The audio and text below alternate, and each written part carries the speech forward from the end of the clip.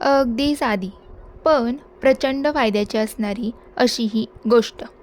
आपण बऱ्याच वेळा विसरतो ती म्हणजे काय? तर आकर्षणाचा सिद्धांत, लॉ ऑफ अट्रॅक्शन. हे आपल्या आयुष्यामध्ये कसा अवलंबवायचा? त्याचा एक मार्ग, रोज रात्री झोपताना दिवसभरात घडलेल्या सगळ्या चांगल्या गोष्टी आठवायच्या. त्याच्यासाठी परमेश्वराचे आणि या ब्रह्मांडाचे आभार मानायचे. आणि आपला येणारा उद्याचा दिवससुद्धा असाच सुंदर असेल, प्रेमाने आणि आनंदाने परिपूर्ण असेल अशी कल्पना करायची.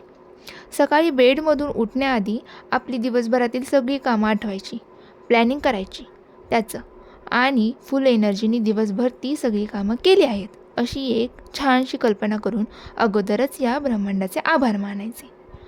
आज काय झालं होतं माहिती आहे? आज ना एकही कांदा शिल्लक नव्हता घरामध्ये. मग काय, भाजी कशाची बनवणार? हल्ली काय झालं आहे की कांदा आणि टोमॅटोशिवाय कुठलीच भाजी बनत नाही.